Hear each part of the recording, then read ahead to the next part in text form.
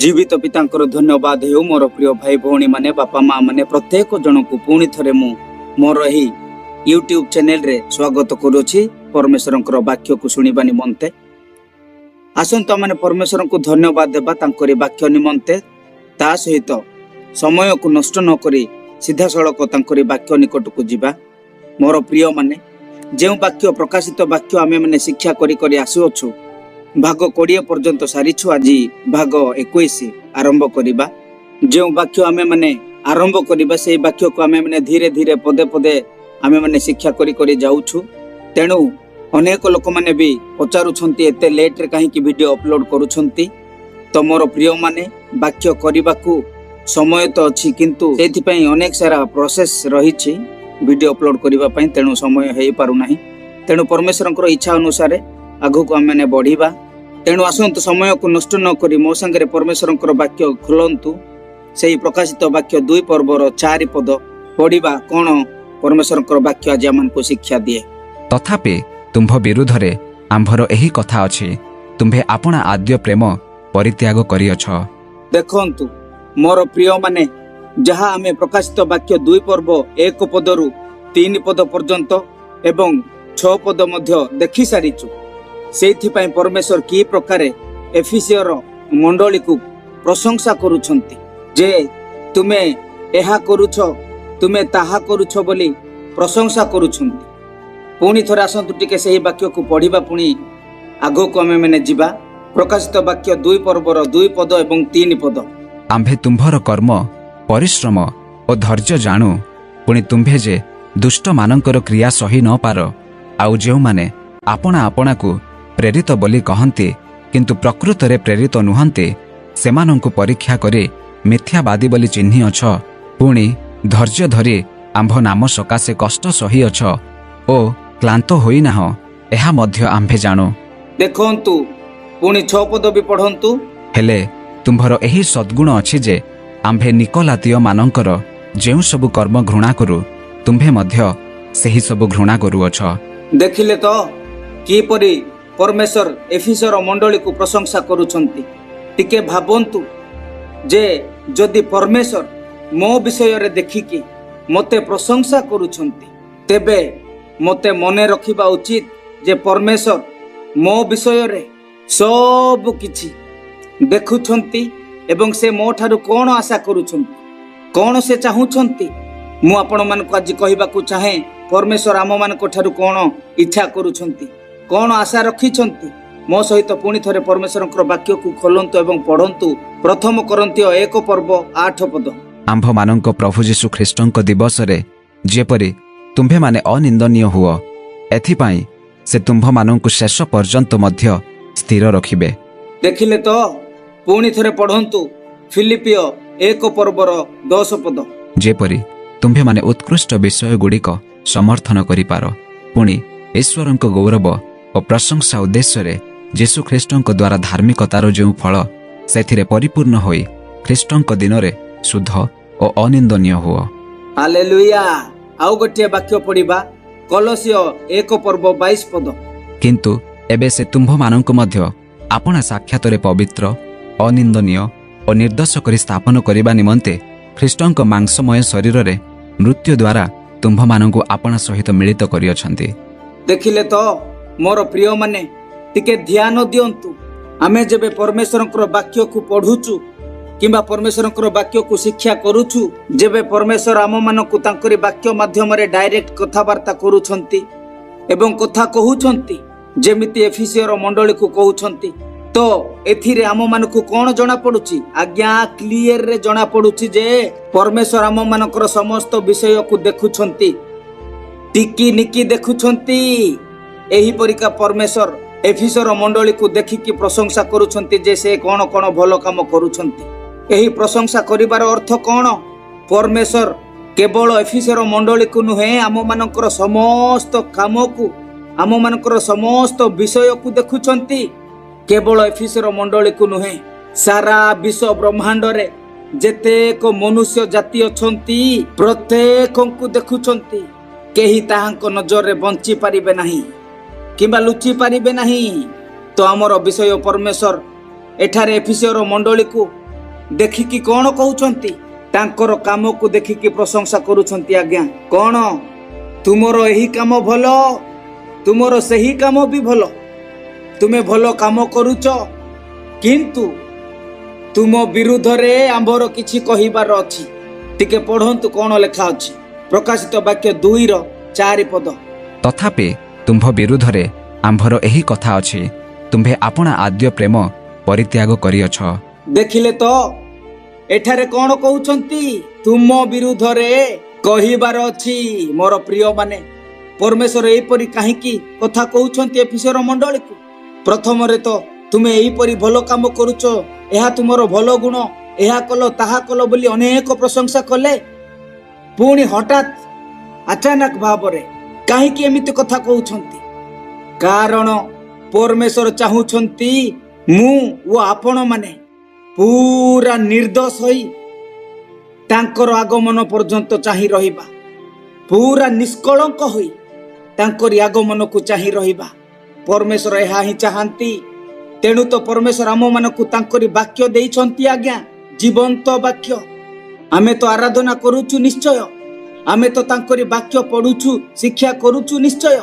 ଏହି ସବୁ କଣ ପାଇଁ? ତାକି ଆମେ କେମିତି ନା କେମିତି ନିର୍ଦ୍ଦୋଷ, ନିଷ୍କଳଙ୍କ, ପୁରା ପ୍ୟୁର ହେଇକି ତାହାଙ୍କର ବାଟକୁ ଚାହିଁ ରହିବା।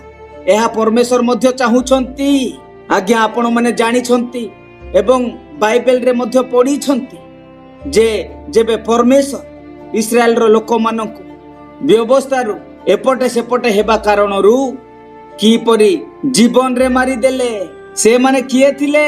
ପରମେଶ୍ୱରଙ୍କର ଦ୍ୱାରା ଆହ୍ୱାନ କରାଯାଇଥିବା ବଂଶ, ମନୋନୀତ କରାଯାଇଥିବା ବଂଶ ଥିଲେ ଆଜ୍ଞା। ଯଦି ପରମେଶ୍ୱର ସେମାନଙ୍କୁ ଛାଡ଼ିଲେ ନାହିଁ, ଜୀବନରେ ମାରିଦେଲେ, ଯିଏକି କନ୍ୟାର ସ୍ଥାନ ପାଇବେ ନାହିଁ, ଯିଏକି ଯୀଶୁ ଖ୍ରୀଷ୍ଟଙ୍କ ରକ୍ତରୁ ଶୁଦ୍ଧ ହେଇନାହାନ୍ତି, ହେଇନଥିଲେ କିମ୍ବା ଯୀଶୁ ଖ୍ରୀଷ୍ଟଙ୍କ ରକ୍ତ ଦ୍ୱାରା କ୍ଷମା ପାଇନଥିଲେ, ସେମାନଙ୍କୁ ଯଦି ପରମେଶ୍ୱର ଛାଡ଼ିଲେ ନାହିଁ, ତ ଆମମାନଙ୍କ ପାଇଁ ତ ପରମେଶ୍ୱର ପ୍ରଭୁ ଯୀଶୁ ଖ୍ରୀଷ୍ଟ କ୍ରୁଶ ଉପରେ ଜୀବନ ଦେଲେ।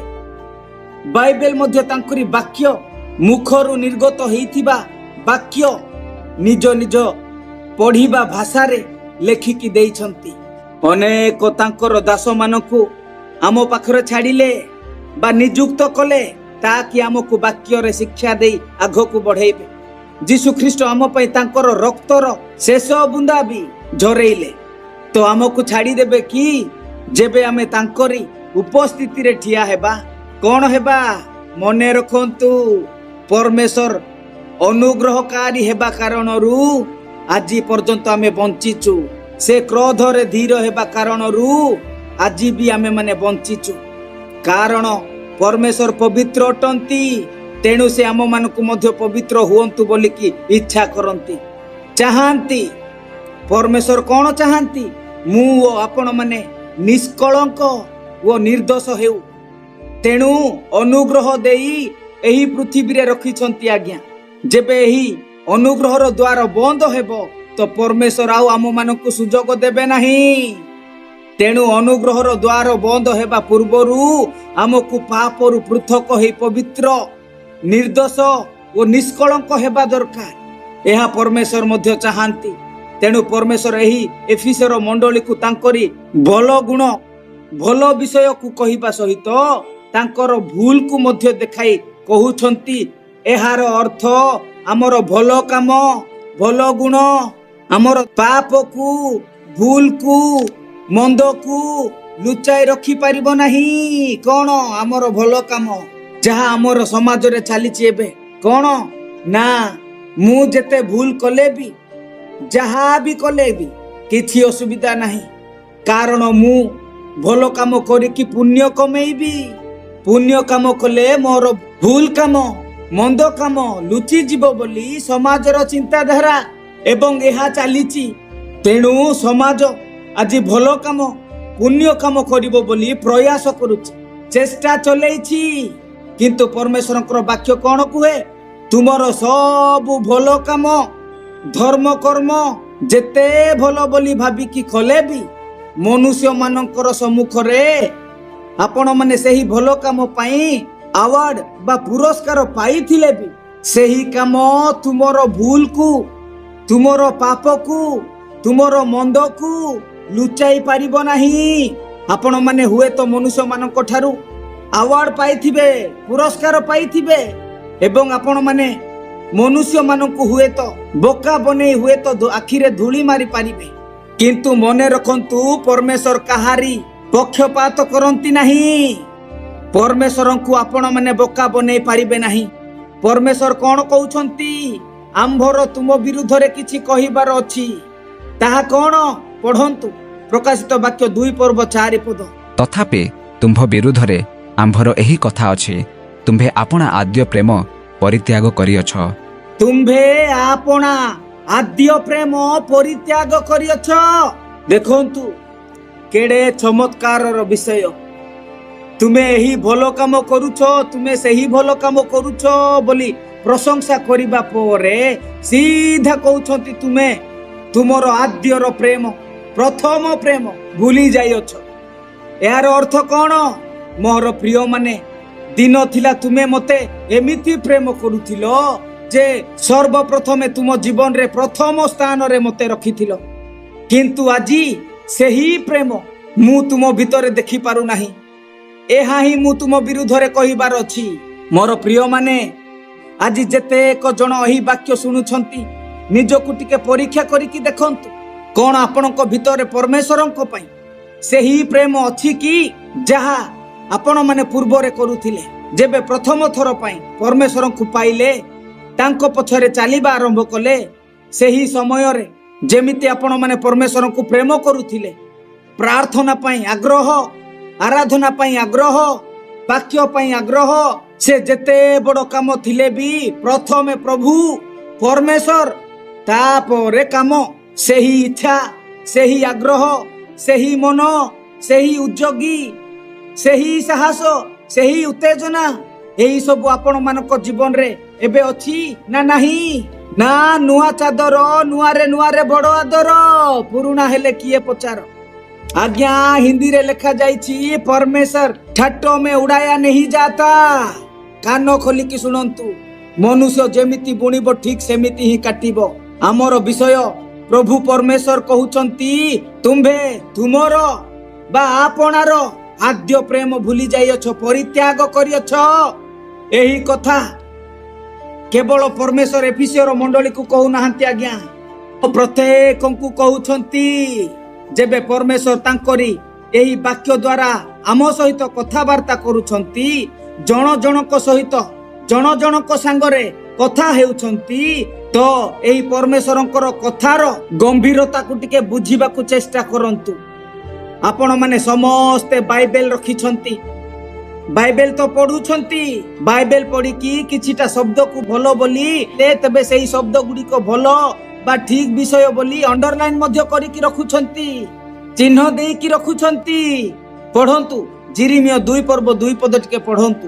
ଯାଅ ଓ ଜିରୁସାଲାମର କର୍ଣ୍ଣଗୋଚରରେ ପ୍ରଚାର କରି କୁହ, ସଦାପ୍ରଭୁ ଏହି କଥା କହନ୍ତି, ତୁମ୍ଭ ଯୌବନାବସ୍ଥାର ଭକ୍ତି, ତୁମ୍ଭ ବିବାହ ସମୟର ପ୍ରେମ, ତୁମ୍ଭେ ପ୍ରାନ୍ତରରେ ଅବୁଣା ଦେଶରେ କି ରୂପେ ଆମ୍ଭ ପଶ୍ଚାତଗମନ କଲ, ଏହା ତୁମ୍ଭ ପକ୍ଷରେ ଆମ୍ଭେ ସ୍ମରଣ କରୁଅଛୁ। ଦେଖନ୍ତୁ ପରମେଶ୍ୱର ଏଠାରେ ଇସ୍ରାଏଲ ଲୋକମାନଙ୍କୁ କିପରି କଥା କହୁଛନ୍ତି। ଏଠାରେ ପରମେଶ୍ୱର କଣକୁ ତୁଳନା କରୁଛନ୍ତି? ଯେବେ ଜଣେ ପ୍ରଥମରେ ବିବାହ କରୁଛନ୍ତି, ସେହି ସମୟର ପରିସ୍ଥିତିକୁ ଟିକେ ଆପଣମାନେ ଚିନ୍ତା କରିକି ଦେଖନ୍ତୁ। ସ୍ୱାମୀ ଓ ସ୍ତ୍ରୀ ମଧ୍ୟରେ କେମିତି ସେହି ସମୟରେ ପ୍ରେମ, ସେହି ନୂତନ ପ୍ରେମ କିପରି ରହୁଛି। ଆଉ ଦୁନିଆ ବା ପୃଥିବୀ ପ୍ରଳୟ ହେଲେ ହେଇଯାଉ ପଛେ, ଆଉ ସେମାନଙ୍କ ଆଖିରେ କିଛି ଦେଖାଯିବ ନାହିଁ। ସ୍ୱାମୀର ଆଖିରେ କେବଳ ସ୍ତ୍ରୀ ହିଁ ଦେଖାଯିବ ଏବଂ ସ୍ତ୍ରୀର ଆଖିରେ କେବଳ ସ୍ୱାମୀ ହିଁ ଦେଖାଯିବ। ଖାଦ୍ୟ ଖାଇଲେ ଦୁହେଁ ଏକାଠି, ବାହାରକୁ ଗଲେ ବି ଏକାଠି, ମାର୍କେଟକୁ ଗଲେ ବି ଏକାଠି, ଆଉ କିଛି ନାହିଁ। ଯେମିତି ଦୁନିଆରେ ସେମାନେ ହିଁ ପ୍ରେମ କରୁଛନ୍ତି ଏବଂ ସେମାନେ ହିଁ ବିବାହ କରିଛନ୍ତି। ଦୁହେଁ ଦୁହିଁଙ୍କୁ 5 ମିନିଟ ନ ଦେଖିଲେ ପାଟିରେ ଖାଦ୍ୟ ଯିବ ନାହିଁ। ଏମାନେ କେବେ ବି ଅଲଗା ହେବେ ନାହିଁ ଏବଂ କେହି ଏମାନଙ୍କୁ ଅଲଗା କରିପାରିବେ ନାହିଁ। ସେହି ସମୟର ସେହି ଯୁଗ ସେମାନଙ୍କର ଏକ ଏମିତି ପରିସ୍ଥିତି ଥିବ ଯେ ସେମାନେ ପୁରା ଏକ ହେଇ ରହିଥିବେ ଏବଂ ଜୀବନ ଅତିବାହିତ ତାଙ୍କର କରୁଥିବେ।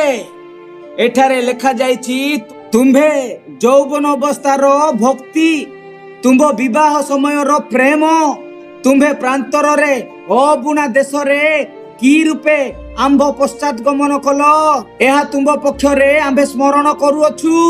ଏହାର ଅର୍ଥ ତୁମେ ଦିନ ଥିଲା ଏତେ ଗମ୍ଭୀର ଭାବରେ ମୋ ସହିତ ଅଠା ପରିକା ଚୁମ୍ବକ ପରିକା ଲାଗିକି ରହିଥିଲ, ପୁରା ପ୍ରେମରେ।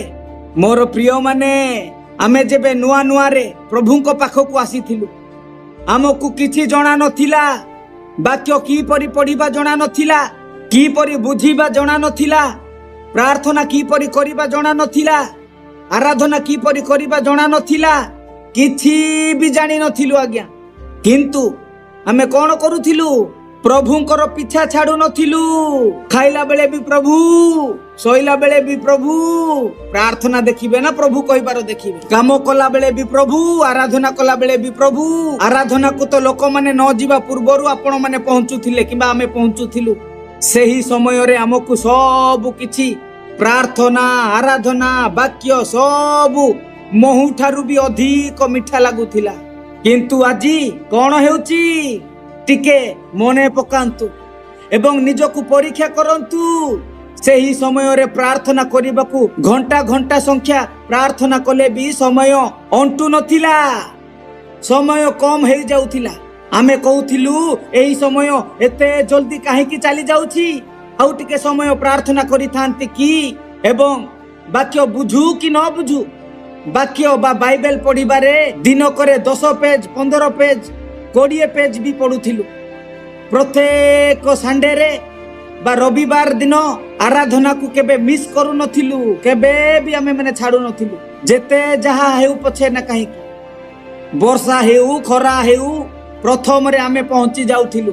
ସେହି ସମୟ ଏକ ଏମିତି ଥିଲା ଯେ ପରମେଶ୍ୱରଙ୍କ ସହିତ ଏତେ ପ୍ରେମ ଆମ ମାନଙ୍କର ଥିଲା, ଏତେ ପ୍ରେମ ଥିଲା ଯେ କହିଲେ କଥା ନ ସରେ। ଏମିତି ଆନନ୍ଦ, ଏମିତି ଖୁସି ଥିଲା। କିନ୍ତୁ ଏହିପରି ଧୀରେ ଧୀରେ ଚାଲୁ ଚାଲୁ ପରମେଶ୍ୱରଙ୍କର ଆତ୍ମା ଆମ ପ୍ରତ୍ୟେକଙ୍କୁ ଆଜି କଣ କହୁଛନ୍ତି? ତୁମ୍ଭେ ଆପଣାର ଆଦ୍ୟ ପ୍ରେମ ଭୁଲି ଯାଇଅଛ, ପରିତ୍ୟାଗ କରିଅଛ। ହଁ, ପ୍ରେମ କରୁଛ ସତ, କିନ୍ତୁ ପୂର୍ବ ପରିକା ନୁହେଁ। ତେଣୁ ଆଜି ଆପଣ ମାନେ ନିଜକୁ ପରୀକ୍ଷା କରିକି ଟିକେ ଦେଖନ୍ତୁ, ଆପଣ ମାନେ ସତରେ ଆଜି ବି ଯେମିତି ଆପଣ ମାନେ ପୂର୍ବରୁ କରୁଥିଲେ ସେହି ପରିକା ପ୍ରେମ କରୁଛନ୍ତି କି ନା ନାହିଁ? ଯଦି ନୁହେଁ, ଆଜି ଏହି ମୁହୂର୍ତ୍ତରେ ଆଣ୍ଠୁ ମାଡ଼ି ପରମେଶ୍ୱରଙ୍କୁ ପଚାରନ୍ତୁ, ପ୍ରଭୁ ଆଜି ମୁଁ ଏହିପରି କାହିଁକି ହେଲି? ଦିନ ଥିଲା ମୁଁ ତୁମ ପାଇଁ ପାଗଳ ଥିଲି, ପ୍ରାର୍ଥନା ପାଇଁ ଏତେ ସମୟ ଦେଉଥିଲି, ବାକ୍ୟ ପଢିବାକୁ ଏତେ ଇଚ୍ଛା କରୁଥିଲି, ତୁମରି ସେବା କରିବାକୁ ପୁରା ଆଗ୍ରହ ଥିଲା। ଲୋକମାନେ କଣ ଭାବିବେ, କଣ କହିବେ ନ କହିବେ ମୁଁ ଚିନ୍ତା କରୁନଥିଲି। ଯିଏ ଯାହା କହିଲେ ବି ତାହା ମତେ ଫରକ ପଡୁନଥିଲା। ଯେଉଁ ଜାଗାରେ ସେହି ଜାଗାରେ ବସିକି ମୁଁ ପ୍ରାର୍ଥନା କରୁଥିଲି, ତୁମ ସହିତ ଆଳାପ କରୁଥିଲି, ସମସ୍ତଙ୍କ ପାଇଁ ଅଶ୍ରୁ ବା ଲୁହ ଝରେଇ ପ୍ରାର୍ଥନା କରୁଥିଲି। କିନ୍ତୁ ଆଜି ମତେ ବାଇବେଲ ପଢିବା ତ ଦୂରର କଥା, ବାଇବେଲ ଦେଖିବାକୁ ମଧ୍ୟ ଇଚ୍ଛା ହେଉନାହିଁ। କଣ ହେଇଗଲା ମୋ ସହିତ? ଟିକେ ବସିକି ଚିନ୍ତା କରନ୍ତୁ ମୋର ପ୍ରିୟ ଭାଇ ଭଉଣୀ ମାନେ। ଆଜି ପରମେଶ୍ୱରଙ୍କର ଆତ୍ମା ଆମ ପ୍ରତ୍ୟେକଙ୍କୁ ପ୍ରଶ୍ନ ପଚାରୁଛନ୍ତି, କଣ ତୁମେ ତୁମର ପ୍ରଥମ ବା ଆଦ୍ୟ ପ୍ରେମ ଯାହାକି ପରମେଶ୍ୱରଙ୍କର ସହିତ ବାନ୍ଧିଥିଲ ତାହା ଭୁଲି ଯାଇଛ, ଛାଡି ଦେଇଛ? କଣ ପାଇଁ ଏମିତି ହେଲା? କଣ ପାଇଁ? କଣ ଟିକେ ବାକ୍ୟ ଜାଣିବାରୁ ମନରେ ଗର୍ବ ଆସିଗଲା କି? ପରମେଶ୍ୱର ଟିକେ ଆପଣ ମାନଙ୍କୁ ଲୋକମାନଙ୍କ ସମ୍ମୁଖରେ ଠିଆ କରିବାରୁ ଆପଣ ମାନଙ୍କ ଭିତରେ ଗର୍ବ ଆସିଗଲା କି? ଟିକେ ପରମେଶ୍ୱର ଆପଣ ମାନଙ୍କୁ ଧନ, ଟିକେ ସମ୍ପତ୍ତି ଦେବାରୁ ଗର୍ବ ଆସିଗଲା? ଟିକେ ଟଙ୍କା ପଇସା ପାଇବାରୁ ଗର୍ବ ଆସିଗଲା କି?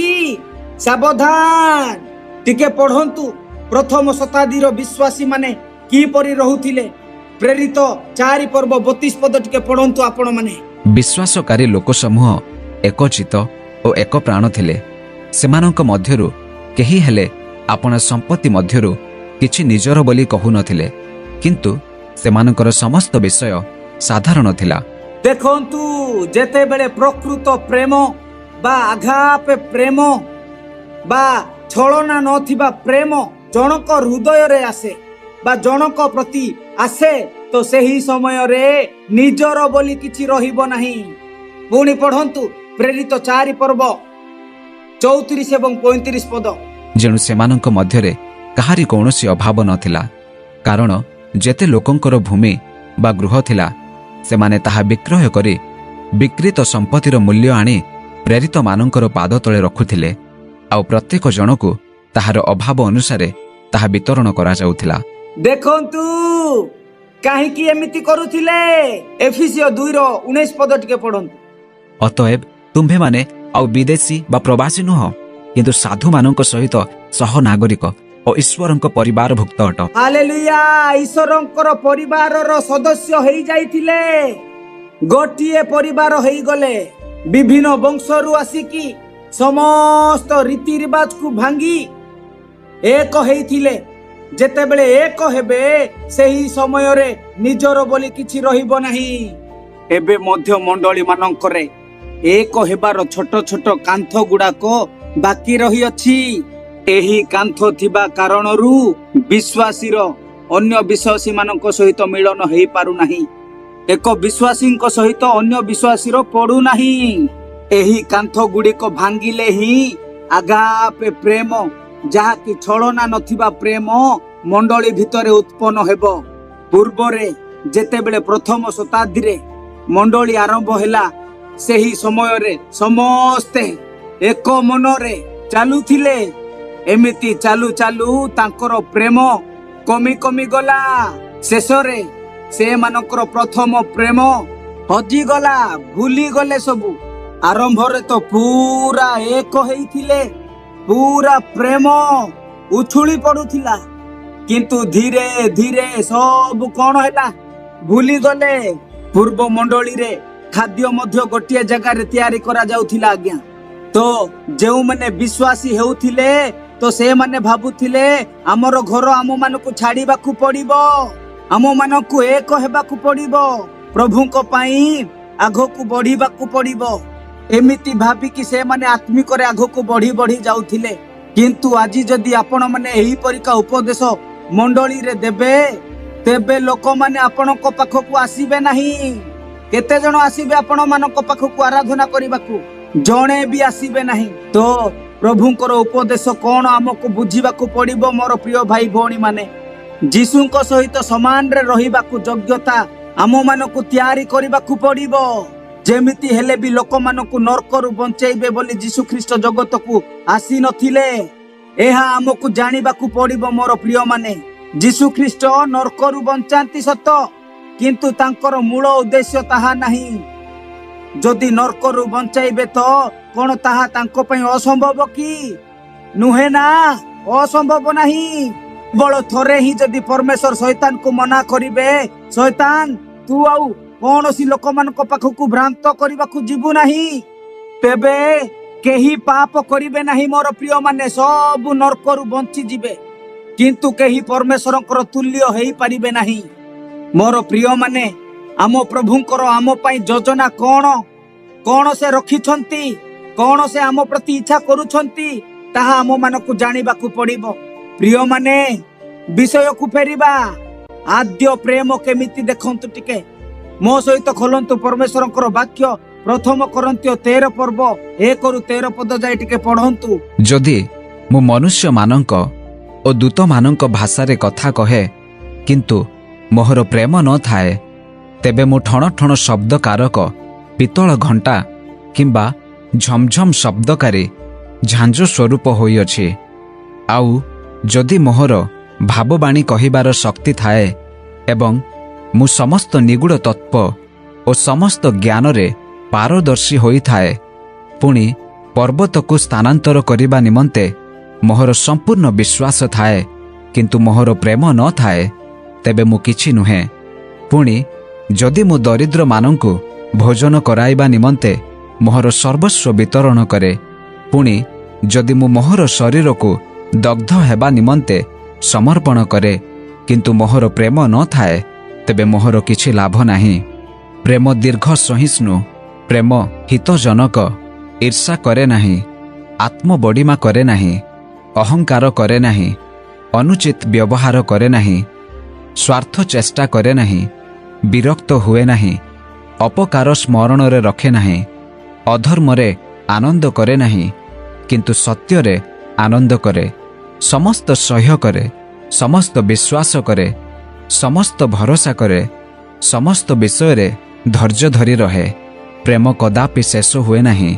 କିନ୍ତୁ ଯଦି ଭାବବାଣୀ ଥାଏ ତାହା ଲୋପ ହେବ, ଯଦି ପରଭାଷା ଥାଏ ସେହି ସବୁ ନିବୃତ୍ତ ହେବ, ଯଦି ଜ୍ଞାନ ଥାଏ ତାହା ଲୋପ ହେବ।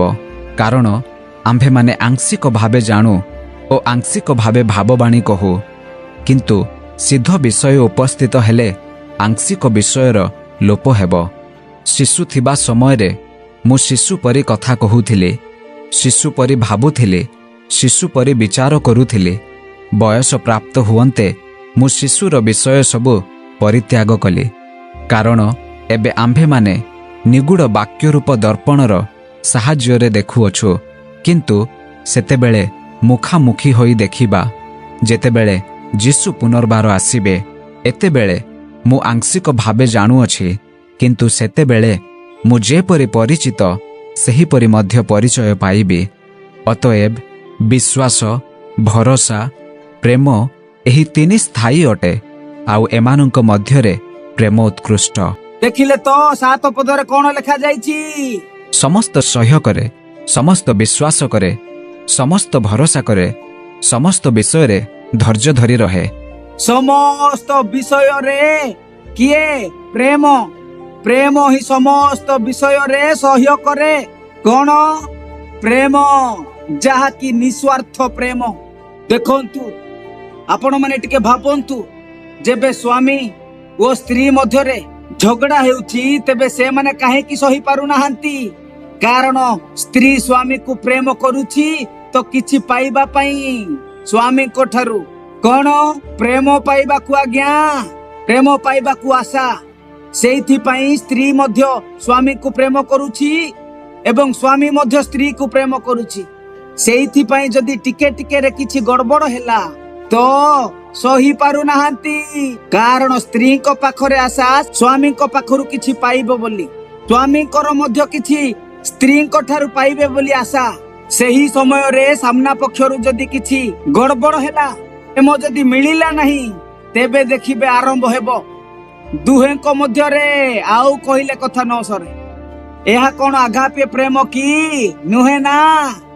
ଯଦି ସ୍ତ୍ରୀ ଭାବିବେ ମୋର ସ୍ୱାମୀ ଯାହା ବି କରୁଛନ୍ତି କରନ୍ତୁ, ମୁଁ ତାଙ୍କୁ ଆଗାପେ ପ୍ରେମ କରୁଛି ବୋଲି ସ୍ତ୍ରୀ ପ୍ରେମର ସମୁଦ୍ର ଯଦି ବନିଯିବେ, ସେହି ସମୟରେ ଯଦି ବି ଆପଣମାନଙ୍କର ସ୍ୱାମୀ ଅନ୍ୟ କେଉଁ ଝିଅମାନଙ୍କ ପଛରେ ଯାଉଛନ୍ତି ତ ଆପଣମାନଙ୍କ ମନରେ କିଛି ବି ହଲଚଲ ହେବ ନାହିଁ, ଟିକେ ବି ଦୁଃଖ ଲାଗିବ ନାହିଁ। ଯଦି ସେହି ସମୟରେ ଆପଣମାନେ କହିବେ ଆଉ ମତେ ବିବାହ କରିକି ସେହି ଝିଅକୁ ଚାହୁଁଛି, ଆସ ଘରକୁ ଟିକେ ଆସ, ଆଜି ତୋର ମୁଣ୍ଡକୁ ଫଟେଇ ଦେବି, ଆଜି ତୋର ଦିନେକୁ ମୋର ଦିନେ। ଆରେ ହେ, ମତେ ସେ ଚିହ୍ନି ନାହିଁ। ମୋର ପ୍ରିୟ ମାନେ, ଜଣେ ପ୍ରକୃତ ଖ୍ରୀଷ୍ଟ ବିଶ୍ୱାସୀ, ଖ୍ରୀଷ୍ଟଙ୍କ ପ୍ରେମରେ ପୂର୍ଣ୍ଣ ହୋଇଥିବା ବିଶ୍ୱାସୀ ସ୍ୱାମୀ କିମ୍ବା ସ୍ତ୍ରୀ, ସେମାନଙ୍କର ସ୍ତ୍ରୀ କିମ୍ବା ସ୍ୱାମୀ ଯଦିଓ ଅନ୍ୟ କୁଆଡେ ଗଡ଼ବଡ଼ କଲେ, ତଥାପି ସେମାନଙ୍କୁ ବିରୋଧୀ ନ କରି ଝଗଡ଼ା କରିବା ଜାଗାରେ ପ୍ରେମର ସମୁଦ୍ର ବନିଯାଇ ତାହାଙ୍କ ପାଖରେ ଠିଆ ହେବେ, ତେବେ ସେହି ପରିକା ଲୋକ ହିଁ ପ୍ରକୃତରେ ଖ୍ରୀଷ୍ଟ ବିଶ୍ୱାସୀ ଏବଂ ପ୍ରକୃତରେ ଖ୍ରୀଷ୍ଟଙ୍କ ପଛରେ ଚାଲିବା ବାଲା। ଯଦି ଏମିତି ସ୍ୱାମୀ କିମ୍ବା ସ୍ତ୍ରୀର ଭୁଲରେ ଟିକେ ଟିକେ କଥାରେ ଝଗଡ଼ା କରି ପରିବାରକୁ ବିଭ୍ରାନ୍ତ କରିବା ବ୍ୟକ୍ତି ଯୀଶୁଙ୍କର ଖ୍ରୀଷ୍ଟଙ୍କର ବିଶ୍ୱାସୀ ହେଇପାରିବ ନାହିଁ। ପୁରା ତଳକୁ ଖସିବାକୁ ପଡ଼ିବ। କଣ? ଯଦି ସ୍ୱାମୀ ଅନ୍ୟ ସ୍ତ୍ରୀଙ୍କୁ ଘରକୁ ନେଇକି ଆସୁଛି, ତ ସେହି ସମୟରେ ଦୁଇ ଜଣଙ୍କୁ ସେବା କରିବାର ମନ କାହାକୁ? ଯାହାକୁ ନେଇକି ଆସିଥିବେ ସ୍ୱାମୀ, ତାଙ୍କୁ ଏବଂ ସ୍ୱାମୀଙ୍କୁ ସେବା କରିବାର ମନ ଆପଣମାନଙ୍କ ପାଖରେ ଆସିବାର ଅଛି। ଯଦି ଏହି ମନ ଆପଣମାନଙ୍କ ଭିତରକୁ ଆସୁନାହିଁ, ତ ତେବେ ଆପଣମାନଙ୍କ ପାଖରେ ଆଗାପେ ପ୍ରେମ ନାହିଁ, କେବଳ ସ୍ୱାର୍ଥ ପ୍ରେମ ପୂର୍ଣ୍ଣ ହେଇଛି। ମୋର ପ୍ରିୟ ମାନେ, ଏମିତି ପରିସ୍ଥିତିକୁ ଆମକୁ ଆସିବାକୁ ପଡ଼ିବ, କାରଣ ପ୍ରେମ ସମସ୍ତ ବିଷୟକୁ ସହ୍ୟ କରେ। ପ୍ରେମରେ ଟିକେ ବି କପଟ, ଛଳନା ସ୍ୱାର୍ଥ ନଥାଏ କିମ୍ବା ରହେ ନାହିଁ। ସ୍ୱାମୀ ଅନ୍ୟ ଏକ କାହାକୁ ସ୍ତ୍ରୀ କରି ଘରକୁ ବି ଆଣିବା ସମୟରେ ସେହି ଦୁହେଁଙ୍କୁ ସେବା କରିବାକୁ ବାହାରୁଥିବା ପ୍ରେମ ହିଁ ଆଗାପେ ପ୍ରେମ, ସ୍ୱାର୍ଥହୀନ ପ୍ରେମ। ଏହି ପ୍ରେମ ହିଁ ପରମେଶ୍ୱର ଆମମାନଙ୍କୁ କଲେ। ଯେବେ ଆମେ ପାପୀ ଥିଲୁ ସେହି ସମୟରେ ହିଁ ପରମେଶ୍ୱର ଆମମାନଙ୍କୁ ପ୍ରେମ କଲେ। ଏହା ହିଁ ସତ୍ୟ ଏବଂ ପ୍ରକୃତ ପ୍ରେମ।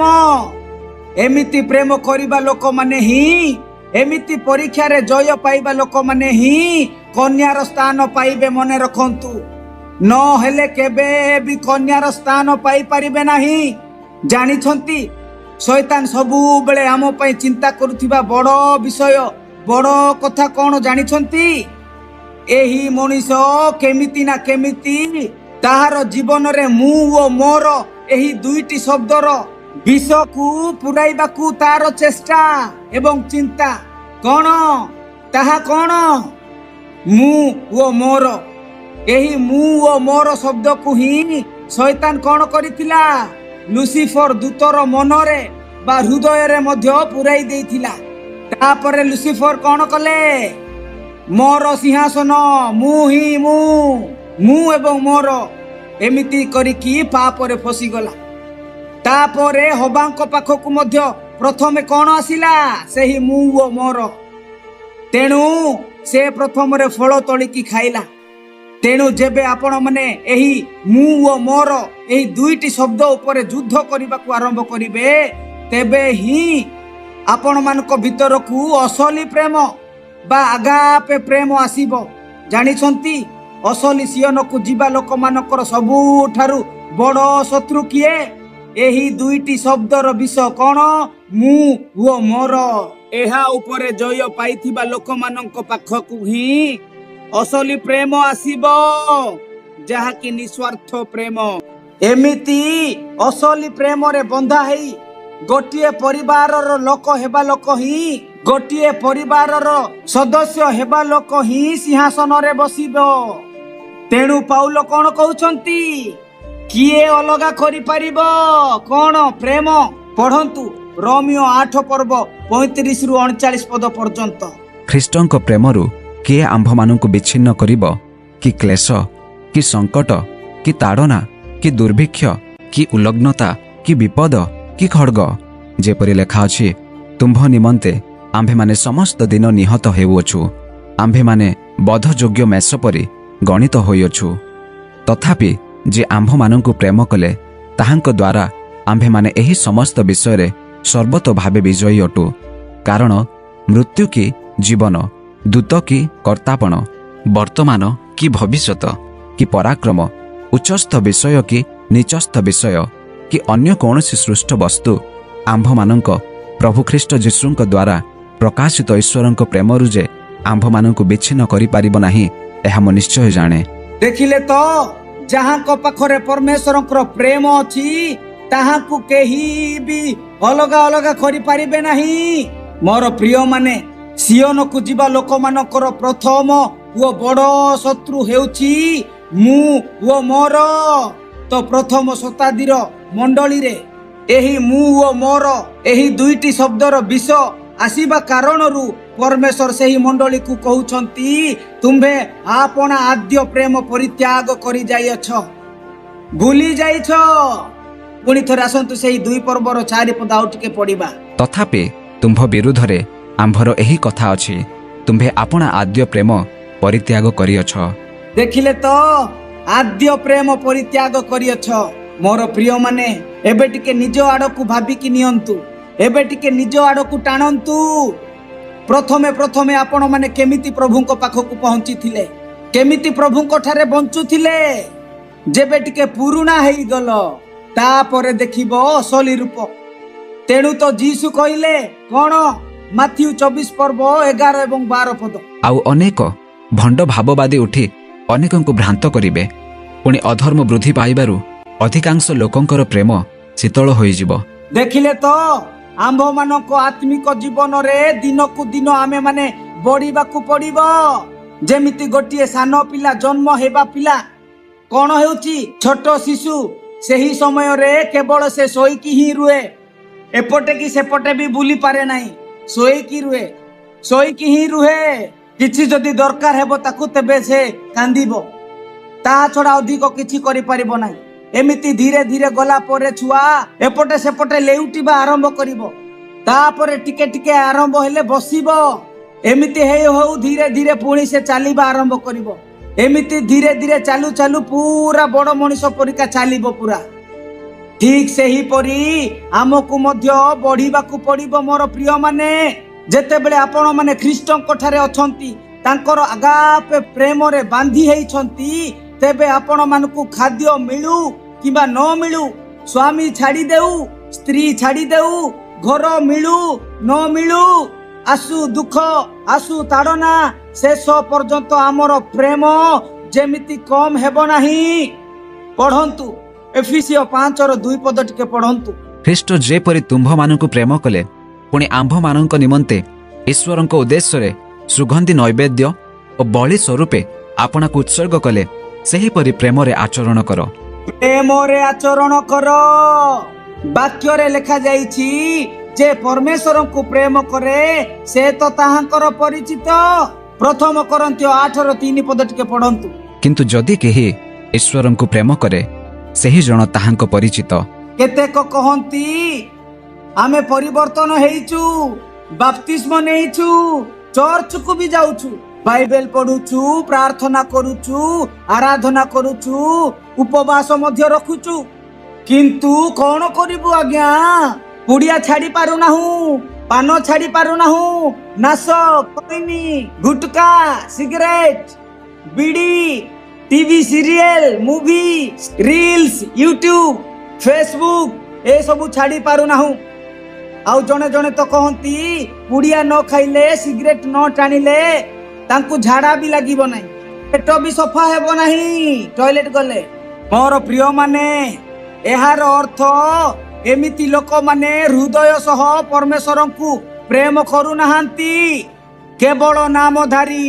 टिके पढ़ंतु जिरिमियो 13:25 पद। सदाप्रभु कहती आंभ ठारू एही तुम्भर बांट ओ परिमित अंश, कारण तुम्भे आंभ को पासोरी अछ ओ मिथ्यारे विश्वास करिअछ। हालेलुया। आज्ञा पालन करिबा ही प्रेम। पढ़ंतु प्रथम जोहन 5:3 पद। कारण ईश्वरଙ୍କୁ प्रेम करिबार अर्थ ताहांक आज्ञा पालन करिबा, आउ ताहांक आज्ञा सबु भार स्वरूप नुहे। मोर प्रिय माने, आजिकाली लोक माने प्रभुଙ୍କ ठारू अधिक दुनिया को, धन संपत्ति को, पैसा को एवं पाप को प्रेम करुछंती। तो एही परिका लोक माने किए से माने? सब मिथ्यावादी। प्रथम जोहन 1:6 टिके पढ़ंतु। ताहांक सहित आंभ मानकर सहभागिता अछि। एहा कहि जदि आंभे माने अंधकार रे आचरण करू, ताहा हेले आंभे माने मिथ्यावादी आउ सत्य आचरण करू न थाउ। देखिले तो जदि आमे वाक्य पालन करू तो ताहांक ठारे अछु। पुणी प्रथम जोहन 2:5। किंतु जे ताहांक वाक्य पालन करे, ताहाठारे ईश्वरଙ୍କ प्रेम प्रकृत रूपे सिद्ध होई अछि। एतो द्वारा आंभे माने जानू जे आंभे माने ताहांक ठारे अछु। जदि आमे संसार को प्रेम करू तबे परमेश्वरଙ୍କ पाखरे प्रेम आमर नाही। प्रथम जोहन 2:15 पद। संसार कियबा सेथिरे थिबा विषय सबको प्रेम न कर। केही जदि संसार को प्रेम करे, पितांक प्रेम ताहाठारे नाही। देखिले तो मोर प्रिय माने, संसार को, परिवार को, स्वामी को, स्त्री को, पिला मानकू खुशी करबाकू परमेश्वरଙ୍କ वाक्यर विरुद्ध रे केबे जिबे नाही। मने रखंतु, किए भी से जिए भी हेउना काहे की एमिति जाए तो जाग्रत। माथ्यू लिखित सुसमाचार 10 पर्व 37-39 टिके पढ़ंतु। जे पिता कि माता को मो ठारू अधिक प्रिय ज्ञान करे, से मोहर योग्य नुहे। पुणी जे पुत्र कि कन्या को मो ठारू अधिक प्रेम करे, से मोहर योग्य नुहे। आउ जे आपणा क्रूस नहीं मोहर अनुगमन न करे, से मोहर योग्य नुहे। जे आपणा जीवन बंचाए, से ताहा हराइब, आउ जे मो निमंते आपणा जीवन हराए, से ताहा बंचाइब। पुणी प्रथम कोरिन्थियो 16 पर्व 22 पद। जदि केही प्रभु को प्रेम न करे, तेबे से शापग्रस्त हेउ, देखंतु जदि कहीं प्रभु को प्रेम न करे से शापग्रस्त हेउ माने अभिशाप पाऊ। तेणु तो जिहसय कहिसंती जिहसय 23:11 पद पढ़ंतु। ए निमंते तुम्हे माने आपण आपण प्राण विषय रे अति सावधान होई सदाप्रभु तुम्भ मानक परमेश्वर को प्रेम कर। देखिले तो जदि आपण माने काहा को कहिबे भाई रे भौणी टिके प्रार्थना करिबा आसो आराधना करिबा टिके आसो एटलिस्ट बाइबल को दिन राति टिके ध्यान करो उपवास प्रार्थना करो एमिति जदि कहिबे तो कौन कहिबे से माने हाँ करिबी तो आउ समय आसिले करिबी एबे टिके समय नाही मो पाखरे। अरे बा प्रथम प्रेम कुआडे गला आज्ञा पूर्वरे केमिति प्रेम करुथिलो एबे कोन कहउछ मो पाखरे समय नाही। मने रखंतु प्रभु को छाड़ी देले दुनिया रे आउ कोनोसी बड़ प्रेम नाही। केतक कहिथांती प्रभु को प्रेम करिबा बहुत कष्ट नाही आज्ञा नाही किछि भी कष्ट नाही। जीशु कोन कहिले मु तुमको अनाथ करी छाड़ी भी नाही आउ जने सहायकारी पवित्र आत्मा को पठेई देबी ताहाको द्वारा प्रभु आमको प्रेम देई थांती। रोमियो 5:5 टिके पढ़ंतु। आउ भरोसा लज्जा दिए नाही कारण आंभ मानंकु प्रदत्त पवित्र आत्मांक द्वारा आंभ मानंक हृदय रे ईश्वरंक प्रेम प्रवाहित होई अछि।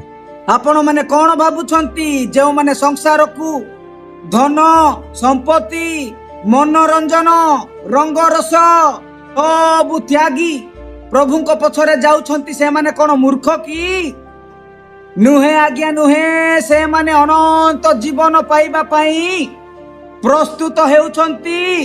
तेणु हमकु सावधान हेबाकु पड़िबो कारण जीशु अति शीघ्र आसुछंती। से दुनियार जमी बाड़ी संसारर जाबतीय जिनस नेबाकू जाबतीय लोक मानकू किंबा ख्रिस्टियान लोक मानकू किंबा ख्रिस्टियान घरे जन्म हेइथिबा लोक मानकू किंबा पालक प्रचारक मानकू नेबा पई आसुनाहांती। से आसुछंती पवित्र कन्या को नेबाकू जेउ लोक माने परमेश्वरकर इच्छा को साधन करिछंती एवं जेउ लोक माने ख्रिस्टंकर ठारे थाई कि मरि जाइछंती सेमिति लोक मानकू नबा पई आसुछंती। मने रखंतु पुणी पढ़ंतु प्रथम जहन 3:18 पद। हे वत्सगण आस आंभे माने वाक्य रे कि जिह्वारे प्रेम न करी कार्य रे और सत्य रे प्रेम करू। देखंतु कहिले यथेष्ट नुहे बा हेबो नाही कर्म द्वारा करिबा दरकार आज्ञा कर्म द्वारा यदि न कल तेबे सावधान केते बेले आसी कि तुम ऊपर पड़ीबी जानी पारिबो नाही बोली कि प्रकाशित वाक्य 3:3 रे कहउछंती। मोर प्रिय माने आपण माने टिके मने पकांतु आपण मानकर प्रेम जेउ प्रेम कि आद्य रे आपण माने करूथिले जे परि आपण माने प्रेम करूथिले प्रभु को पई बंचुथिले सेही प्रेम आज आपण मानक पाखरे अछि ना नाही। जदि नाही तो एही संगे संगे आपण माने आंठु माडिकी सेही प्रेम को मने पकेबा आरंभ करंतु एवं प्रभु को ठारे मागिबा आरंभ करंतु। एही अल्प वाक्य रे प्रभु हम प्रत्येक को आशीर्वाद करंतु। आमेन। आसंता माने प्रार्थना करिबा। धन्यवाद गौरव प्रशंसा पूजा आराधना पाइबा योग्य एकमात्र परमेश्वर राजा प्रार्थना करूची पिता तुमे दया करो कृपा करो करुणा करो राजा जेउ सुंदर वाक्य आमान को देलो कृपा कलो थेति पे धन्यवाद बापा। जेउ लोक माने एई वाक्य सुनुछते प्रत्येक हृदय रे 100 गुण फल जेपरि फलिबो तुमे दया करो मन को परिवर्तन करो तुमो इच्छा आगो को बढ़िबा पई सहाय्य करो एवं जेउ आद्य प्रेम आमे माने भूली जाइछु ताहाकू मने पकेइबा पई पुणी थरे से प्रेम को फेरी जिबा पई आमान को कृपा करो। धन्यवाद गौरव प्रशंसा तुमे पाओ। प्रार्थना सुनिलो उत्तर देलो धन्यवाद दे प्रार्थना यीशु ख्रीष्टन को नाम रे मागिली पिता आमेन।